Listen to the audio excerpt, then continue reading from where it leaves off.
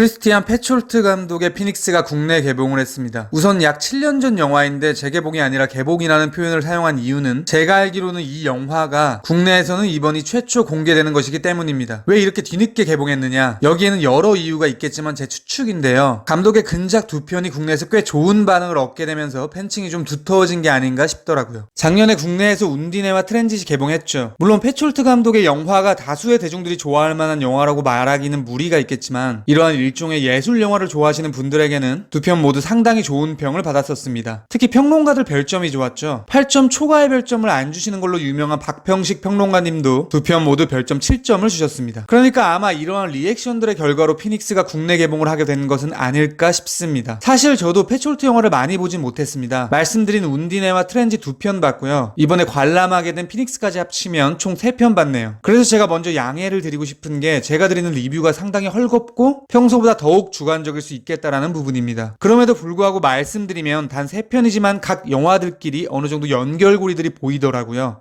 우선 3편 모두 상당히 우아합니다. 특히 피닉스 같은 경우에는 주인공 넬리가 원래 직업인 가수였던 걸로 묘사가 되어서 그런지 시작부터 굉장히 매혹적인 음악이 들리죠. 독일 음악가 쿠르트 바일이 미국 재즈 씬에 남긴 명곡 스피크 라우가 그것입니다. 영화 속에서 중요한 순간순간마다 연주곡으로 혹은 넬리의 입을 통해 가사가 붙은 형태로 들려오죠. 다른 두 편의 영화도 뭔가 차분하고 차가운 느낌이 있습니다. 이런 분위기의 측면뿐만이 아니라 설정의 측면에서도 3편은 교집합이 있습니다. 특히 피닉스와 트랜짓이 그렇죠. 피닉스가 제2차 세계대전 직후 패전국이 된 독일이 배경이라면 트랜짓은 제2차 세계대전 중 독일이 프랑스 파리로 진국을 하는 상황이 배경입니다. 이 두 영화는 인물의 정체성 측면에서도 상당히 유사한 지점이 있습니다. 피닉스에서는 넬리가 넬리를 연기해야 하는 역설적 상황이 펼쳐진다면 트랜짓에서는 게오르그가 마리의 남편 바이델로 위장하는 상황이 전개되죠. 이런 지점에서 본다면 운디네도 마찬가지입니다. 영화 속에서 운디네는 갑자기 사라지죠. 심지어 그녀는 약간 신화 속 인물처럼 그려지기도 합니다. 물론 저는 지금 굉장히 얕은 수준에서 말씀을 드리는 것이지만 왜냐면 제가 그 정도밖에 모르기 때문에 아마도 이런 면면들이 페촐트 감독의 세계를 이루는 것들 중 일부가 아닐까 이런 생각이 들더라고요. 이제 본격적으로 피닉스로 들어가겠습니다. 피닉스는 말씀드렸듯 제2차 세계대전이 막 종료된 직후의 베를린이 배경이죠. 유대인이었던 넬리가 정말 운 좋게 살아남아 수용소를 나오게 되면서 시작하는 영화입니다. 그녀는 얼굴과 머리에 심각한 부상을 입은 채 고국으로 돌아오게 되고 친구 르네의 도움으로 성형수술을 받게 됩니다. 얼굴이 비슷한 듯 하지만 달라졌기 때문에 남편 조니는 그녀를 알아보지 못하죠. 제 생각에 넬리는 2명인 거예요. 두 가지 측면에서 그렇습니다. 우선 성형수술 전후 얼굴이 바뀌었기 때문에 그렇죠. 그녀는 르네에게 지금의 나는 내가 아니다. 과거의 사진을 가리키며 이게 나다라고 하죠. 이것을 상황적 맥락으로 풀어보자면 그녀가 1944년 10월 4일에 나치에게 끌려간 것으로 묘사되니까 성형 전후의 넬리는 독일 패배 직전의 넬리와 독일 패배 직후의 넬리라고 말할 수도 있을 겁니다. 그러니까 홀로코스트 이전과 이후로 넬리는 이분화되는 거죠. 또 하나의 측면은 남편 조니에 의해 넬리인 척 연기하는 넬리와 진짜 넬리 이런 식으로 나눌 수도 있겠죠. 그런데 제 생각에 영화에서는 넬리만 2명으로 묘사되는 게 아닙니다. 남편 조니도 2명으로 보이고 심지어 넬리가 2번의 수용소 생활을 하는 것처럼 보이기도 하는 거예요. 그에 대한 이야기를 비롯하여 미국 자본과 결부된 제목 피닉스의 의미까지 피닉스 끝장 리뷰 지금 시작합니다.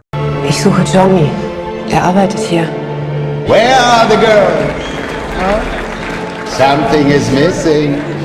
Wir können Geld verdienen, viel Geld. Sie sehen jemandem sehr ähnlich. Wem?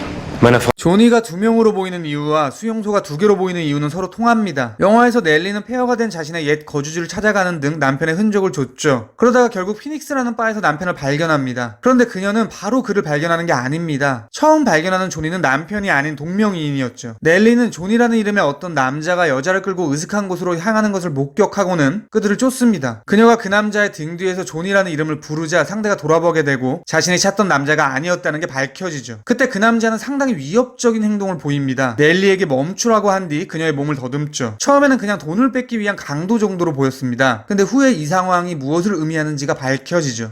남편 조니가 넬리에게 넬리인 척 연기를 하라고 요구할 때 그녀는 이렇게 반문합니다. 사람들이 자신에게 수용소에서 있었던 일을 물어보면 어떻게 하느냐. 그러면서 본인이 실제 경험한 수용소에서의 사건을 어디서 읽은 것처럼 위장해 조니 앞에서 이야기하죠. 수감자들이 새로 들어온 수감자의 몸을 더듬어 수색을 한다는 얘기였습니다. 넬리는 자기가 어떤 소녀의 몸을 수색했는데 그 안에서 소녀 엄마의 옷이 나왔다라며 비통한 표정을 짓죠. 그러니까 피닉스에서 최초로 만났던 동명이인 조니가 넬리의 몸을 더듬었던 것은 일종의 몸수색이라고 볼 수도 있을 겁니다. 그렇게 수색을 당하고 난 뒤 넬리는 진짜 조니와 조우하게 되고 느닷없이 그의 집으로 동행하게 되는 거죠. 조니는 일정한 시간이 될 때까지 사람들에게 들키면 안 되기 때문에 그녀에게 외출하지 말라며 이 방에 계속 있으라고 말합니다. 말하자면 그의 방은 넬리에게 감옥인 거예요. 영화적 비유로 말씀드리면 이런 식으로 표현되었다는 거죠. 조니가 몸수색을 한 뒤 이상 없음을 확인하고 넬리를 수용소에 가둔다. 그럼 조니의 방이라는 이 두 번째 형무소는 어떤 의미를 갖는 것인가? 여기엔 두 가지 측면이 있을 것 같습니다. 첫 번째는 먼저 넬리의 입장에서 보겠습니다. 영화에서는 넬리와 조니가 유대인과 비유대인 부부였던 것으로 묘사됩니다. 처음에는 넬리를 수용소에 보내지 않으려고 조니 또한 그녀를 숨겨주고 노력했던 것으로 보이지만 그는 결국 신문을 받은 끝에 나치에 영합하는 것으로 나타나죠. 물론 영화에서는 정확한 답을 주고 있지는 않습니다. 조니뿐만 아니라 이 부부와 함께 모여서 즐겁게 지내던 친구들, 자주 가던 여관의 주인 등등 주변인들 중 많은 수가 갑자기 나치로 돌변해서 그녀와 척을 지게 된 것처럼 묘사됩니다. 르네가 이렇게 얘기를 하죠. 수용소를 나왔다고 갑자기 그들을 용서하는 것이 가능하냐? 나는 불가하다. 처음에 넬리는 남편을 이해하려고 합니다. 그가 배신한 것이 아니라고 생각하려 하죠. 그런데 자신이 수용소에 끌려가자마자 조니가 이혼 절차를 밟았다는 사실을 알게 되고는 점점 그에 대한 신뢰가 사라집니다. 그러니까 넬리의 입장에서는 홀로코스트 이전의 관계를 했던 사람들을 끊어내고 새로운 길을 가느냐 아니면 포용하고 다시 과거로 돌아가느냐의 딜레마가 있는 거예요. 그녀는 일종의 감정적 감옥 생활에 처해 있다고 볼 수도 있을 겁니다. 두 번째 측면은 조니의 입장에서 보겠습니다. 조니도 사실상 수감자입니다. 앞서 말씀드렸듯 넬리의 경험이 수감자가 수감자의 몸을 수색하는 거였잖아요. 그러니까 넬리의 몸을 수색한 조니도 수감자로 봐야겠죠. 그의 감옥은 돈의 문제를 경유하고 있습니다. 결국 왜 조니는 그녀를 방으로 데리고 와서 못 나가게 하느냐? 넬리의 막대한 유산 때문이죠. 패전 직후 많은 독일인들이 가난에 쩌들게 됩니다. 너무 당연한 수순이겠죠. 그러니까 결국 그는 지금 가난이라는 이름의 감옥에 처해져 있는 거예요.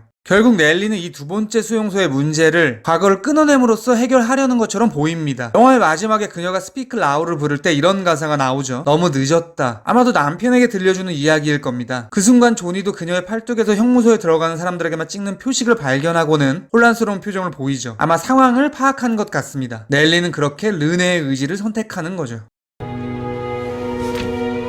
Ich gib's gar nicht mehr. Erkennst du mich?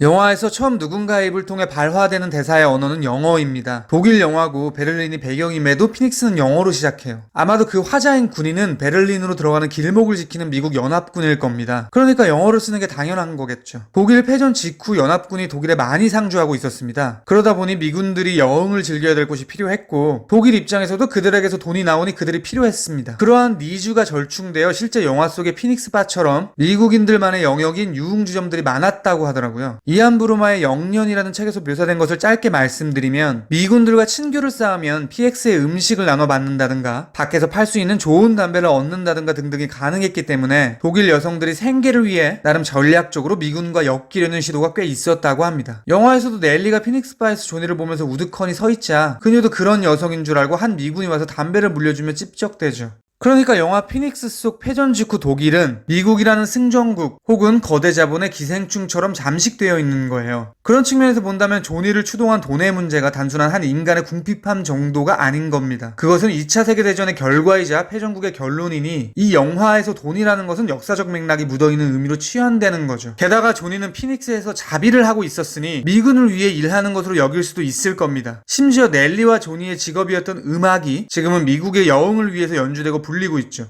이 지점에서 한 발 더 밀고 나가면 사실 이 재화의 문제는 상당히 헐겁게 얘기하면 나치 탄생의 원인이기도 합니다. 1차 세계대전의 패배로 인플레가 극심하는 등 혼란스럽고 가난해진 독일인들의 분노를 당시 많은 수준에서 부유한 자본가들 집단에 속해 있던 유대인들에게로 향하게 만들면서 홀로코스트의 비극이 시작되었다고 볼 수도 있으니까요. 영화에서도 넬리의 집안은 굉장히 부유했던 것으로 묘사되죠. 그런 측면에서 보면 이 돈의 문제는 역사 속에서 지속적으로 굵직한 비극을 축소해내는 것으로 보이는 거죠. 2차 세계대전의 출발점에서 시작하여 끝나고도 또 다른 방식으로 나타나니까요. 마치 불사조 피닉스처럼 말 그대로 불사합니다. 그런 맥락에서 저는 이 영화의 제목이 피닉스가 아닌가라는 추측을 해보았습니다. 물론 이것은 모두 완전히 저의 개인적인 생각일 뿐입니다. 랑종이나 모가디슈와 같이 양질의 대중영화를 접하는 것도 유의미하겠지만 가끔씩은 패촐트 영화처럼 내적인 울림이 있는 영화를 접하는 것도 추천드립니다. 저도 크리스토프 패촐트 영화는 더 만나보고 싶다는 생각이 충만합니다. 피닉스는 대단한 걸작이라고 생각은 하지 않지만 분명히 좋은 영화라고 생각합니다. 지금까지 피닉스에 대한 헐거운 리뷰였습니다. 들어주셔서 감사합니다.